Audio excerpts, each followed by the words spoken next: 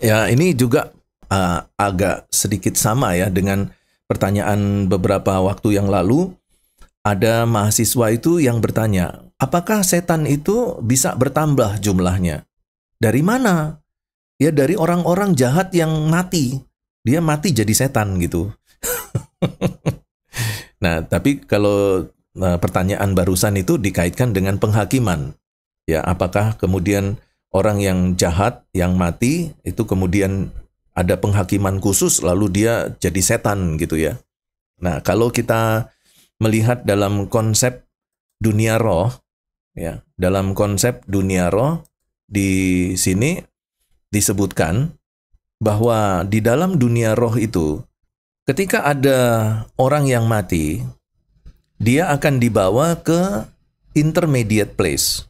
Dan di sini, kalau muncul sebuah pertanyaan, Pak, kalau orang Kristen mati, kalau orang Kristen matinya itu tidak di dalam Tuhan, yang jemput siapa, Pak? Iblis atau malaikat? Kalau dia mati di dalam Tuhan, yang jemput malaikat. Kalau dia mati di luar Tuhan, yang jemput iblis. Ya, di dalam kekristenan tidak ada konsep iblis menjemput orang-orang yang mati. Ya, semua dilakukan oleh malaikat. Nah, dalam tradisi Yudaisme disebut dengan malaikat Remiel. Inilah malaikat yang bertugas menjemput orang-orang yang mati. Nah, jadi malaikat Remiel ini membawa roh orang mati ke intermediate place, ke Sheol, ke Hades. Di Sheol Hades, Remiel ini dia akan memisahkan roh orang-orang yang mengikut Yesus dengan setia masuk ke Firdaus. Roh orang-orang yang tidak mengikuti Yesus masuk ke Basanos, yaitu roh orang jahat. Tempat berkumpulnya atau dikumpulkannya roh-roh orang mati yang jahat.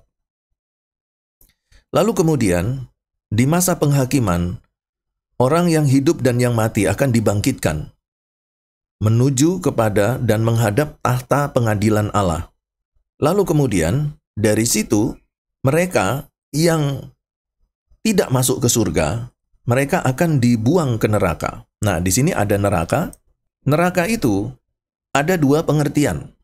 Dan beberapa teolog mengatakan bahwa ini yang dimaksudkan adalah dua tempat yang berbeda di neraka. Yang pertama, neraka itu disebut sebagai Tartaros. Nah, ini adalah tempat khusus untuk iblis dan malaikat-malaikatnya.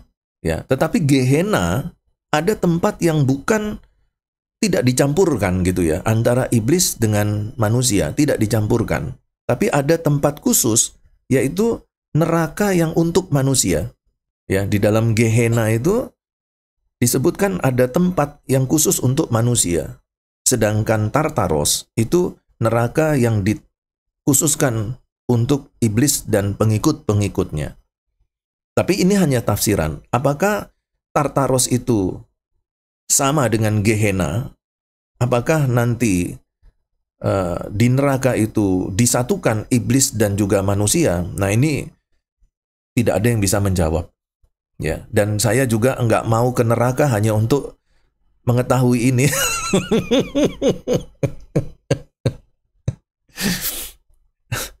Ya, tetapi ini kalau menurut saya ya ada dua tempat ya. Yang pertama Tartaros itu khusus untuk iblis dan pengikutnya, dan ada Gehenna untuk neraka yang diberikan atau dipersiapkan untuk manusia yang mengikuti cara iblis, kehidupan iblis, mengikuti langkah-langkah iblis. Nah, itu masuk ke bagian yang ini. Nah, bagaimana dengan penghakimannya, pengadilannya? Nah, itu kita juga nggak akan pernah bisa dapat gambaran. Ya, Alkitab tidak memberikan catatan khusus bagaimana cara mengadilinya. Tetapi kalau kita lihat dalam konteks ontologi, ya, bahwa iblis dan pengikut-pengikutnya itu sudah diadili dulu. Dia sudah pasti masuk neraka. Jadi iblis dan malaikat-malaikatnya itu tidak akan masuk dalam pengadilan terakhir. Dia sudah tervonis masuk neraka, hanya waktunya belum betul-betul dijebloskan gitu ya. Jadi masih ada selang waktu di mana mereka masih dipenjarakan, belum dihukum mati. Ya, belum dihukum ke neraka sesungguhnya. Tetapi sudah divonis. Bagaimana cara memvonisnya? Yaitu pada waktu ketika iblis dan sepertiga malaikat-malaikat itu jatuh, itu langsung sudah diadili di surga sana, sudah diadili, sudah dijatuhi hukuman. Ya, tetapi sampai pada vonis hukuman matinya itu masih ada selang waktu. Nah, selang waktu itulah dipakai oleh iblis untuk mengajukan proposal supaya mereka dapat menghancurkan manusia. Ya, apakah ini yang dimaksudkan? Oh, mengenai itu. Nah, bagaimana dengan manusia yang mati di luar Tuhan? Apakah dia menjadi iblis? Nah, kalau kita melihat dalam konsep penghakiman yang dibedakan di neraka, manusia ya tetap manusia. Ya, iblis ya tetap iblis. Jadi kalau ada seseorang yang mati di dalam kejahatannya, dia tidak akan pernah menjadi iblis. Ya, dia tetap menjadi roh manusia yang jahat. Ya, jadi jumlah iblis tidak bertambah oleh karena kematian orang-orang yang jahat. Dan orang-orang yang mati, ya, manusia yang mati di dalam kejahatannya itu langsung dipindahkan ke dunia orang mati. Jadi dia bukan menjadi roh gentayangan yang kemudian jadi setan, jadi tuyul, jadi dokter ngesot, atau jadi suster ngesot, jadi sundel bolong, ya, jadi apa lea. Enggak. Orang yang mati, ketika mereka mati, rohnya langsung dipindah. Dan Alkitab mengatakan dunia orang mati itu terpisah dengan dunia kita. Terpisah. Dan tidak ada dari roh dari dunia orang mati yang dengan seenaknya sendiri mau datang ke tempat kita, ke tempatnya orang hidup, lalu kemudian penampakan di situ. Nggak ada. Ya, jadi sudah terisolir. Orang-orang manusia-manusia yang mati, rohnya itu sudah terisolir dan tidak bisa keluar dari dunia orang mati. Ya, dari Seol, dari Hades, nggak bisa keluar. Jadi bagaimana Pak kalau ada orang yang mimpi ketemu kakeknya? Ya, itu bukan kakeknya, itu iblis yang menyerupai kakeknya. Ya, bagaimana Pak kalau misalnya dia mati ada nasihat-nasihat dari nenek moyangnya Pak? Itu bukan nenek moyangnya. Itu bukan roh nenek moyangnya, itu roh iblis yang menyamar. Kita tahu bahwa iblis itu adalah bapa segala pendusta. Jadi kalau dia mendustai itu sudah canggih ya. Jadi hati-hati dengan dusta-dusta iblis itu. Karena apa? Karena tidak ada seorang roh pun, satu roh pun yang diizinkan Allah keluar dari dunia orang mati, menemui orang-orang yang hidup. Tidak ada. Kenapa? Karena Allah sudah punya peraturan di dalam hukum Taurat. Ya, siapa yang berhubungan dengan dunia orang mati, hukumannya adalah mati. Jadi dilarang keras. Jadi ada peraturan dari Tuhan untuk melarang keras terhubungnya dunia orang mati dengan dunia hidup. Dan Alkitab mengatakan ada jurang yang tidak terseberangi. Ya, jadi kalau ada orang mati dalam kejahatannya, ya dia ke dunia orang mati. Dia enggak menjadi iblis di situ. Ya dia tetap menjadi roh manusia. Roh manusia. Karena pada waktu penciptaan, dia diciptakan sebagai manusia, bukan sebagai malaikat. Nah, iblis dan pengikut-pengikutnya itu adalah malaikat. Kita manusia. Jadi eksistensinya beda. Sama-sama mati. Sama-sama berbuat jahat. Tetapi eksistensinya tidak berpindah. Roh yang eksistensinya diciptakan sebagai roh manusia kemudian menjadi roh setan. Ya, kecuali kalau nanti bagaimana Pak dengan perkataan Tuhan Yesus? Kita akan diubahkan menjadi seperti malaikat.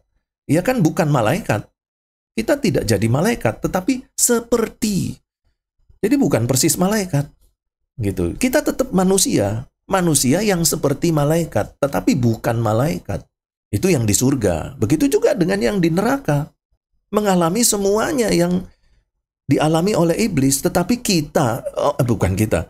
Orang-orang itu bukan iblis, ya. Orang-orang itu bukan iblis, tapi mengalami yang seperti iblis. Nah, kita yang di surga kita menjadi seperti malaikat, mengalami seperti malaikat, melakukan tugas-tugas seperti malaikat. Tetapi kita bukan malaikat. Ya, ada lagi? Ya, boleh kalau cuma sedikit. Ini tadi itu kan yang saya tangkap itu iblis adalah sebuah kata kerja, karena kan tentang malaikat yang jatuh itu tidak dikasih tahu nama-namanya pekerjaan. Bagaimana dengan orang yang pekerjaannya itu adalah menyesatkan seperti satani, terus aliran-aliran yang lain, apakah disebut juga iblis? Ya, kalau kita mau maki dia, ya pakai itu. Jadi, kalau mengerjakan pekerjaan iblis, dia secara eksistensi dia bukan iblis. Dia adalah manusia yang sekarang menjadi pengikut iblis. Dia akan melakukan pekerjaan-pekerjaan seperti yang iblis lakukan. Dia hanya menjadi kaki tangan, tetapi tidak menjadi iblis sesungguhnya. Dia tetap manusia. Sampai dia mati, rohnya juga tetap manusia. Jadi kalau ada kelompok-kelompok gereja setan yang mempunyai impian menjadi setan, itu impian yang tidak akan terkabulkan. Karena sejahat-jahatnya mereka, supaya mereka jadi setan, mereka akan tetap manusia yang menjadi kaki tangan setan. Tidak akan pernah, sekalipun dia sudah melakukan pekerjaan-pekerjaan setan, eksistensinya tidak akan pernah menjadi setan. Iya, kalau tidak ada, kita istirahat 10 menit ya, 10 menit. Setelah itu nanti kita masuk ke dalam pekerjaan-pekerjaan iblis.